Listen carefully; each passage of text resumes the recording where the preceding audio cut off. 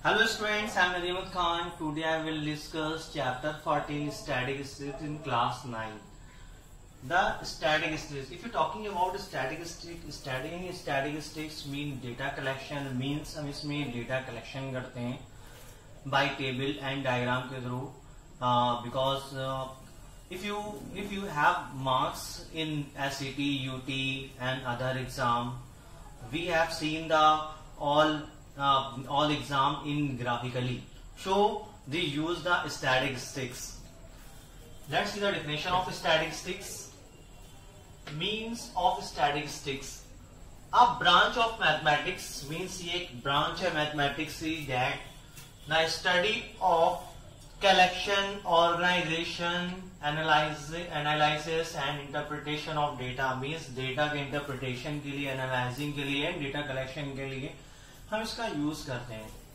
Statistics इन 4 part का एक combination होता है. Means data collection, means data collection होते हैं, एनालाइजिंग होते हैं, इंटरप्रिटेशन होते हैं, एंड ऑर्गेनाइजेशन मींस किसी ऑर्गेनाइज को स्टार्ट करने के लिए भी हम इसका यूज करते हैं. किसी प्रेजेंटेशन को ड्रॉ करने के लिए भी हम इसका यूज करते हैं.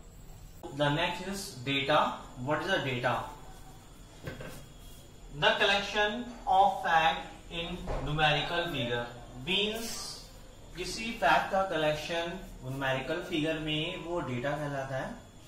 Like marksheet and goods price list. किसी गुड का जो प्राइस है वो उसकी लिस्ट, या फिर मार्कशीट जो मार्क्स उसमें सारे लिखे होते हैं, डेटा कलेक्शंस हैं. ये डेटा है.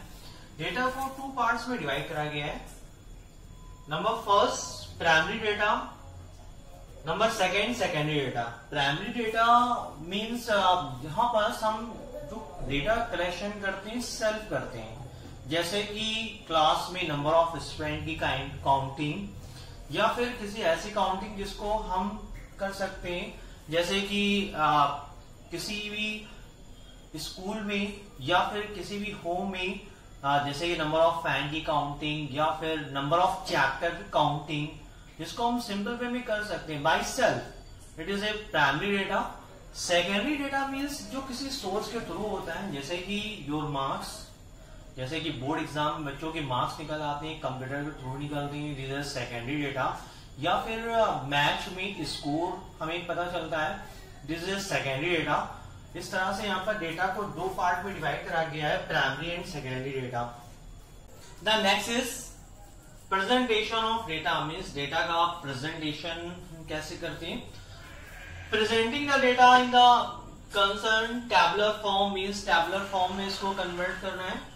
तो this is 2 way. There are 2 way in the presentation of data. Data का प्रेजेंटेशन हम 2 वे में करते हैं. Number first ungroup data. Means वो ग्रुप वाइज नहीं है, एक अनग्रुप के फॉर्म में.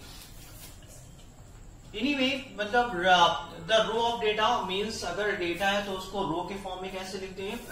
नंबर सपोज कोई means the number of student in A class, he have money, the different type of money of the students. Suppose 10 rupees, 12, 15, 17, 19, 20 and 25 की उनके amount का कलेक्शन है. तो उसको रो, अगर कोई वैल्यू इसे ओरिजेंटल फॉर्म में लिखी है, means separately, this is row form. इसी में एक चीज है range. What is the range? The highest value and the lowest value. The subtraction of means highest value और lowest value का जो subtraction है वो range कहलाता है. Suppose the amount is given, the highest value is 25 and the lowest value is 10. After subtracting this is a 15, answer is 15. Then the range is a 15. The next part of the ungrouped data, the frequency distribution. When the number of atom in large, number of atom large है, then we can convert into the tabular form. तो उनको हम convert करते हैं tabular form में. इन्हीं में किस frequency? What is the frequency? It is the number of times the atom comes in the table. Means table में जो number of time atoms आ रहे हैं वो उसकी frequency होती है. Suppose कोई data is given है इस डेटा में अगर हम 10 2 टाइम्स या 3 टाइम्स लेते हैं तो ये 3 टाइम्स 2 टाइम्स जो वैल्यूज आई है वो इसकी फ्रीक्वेंसी है। The next is group data.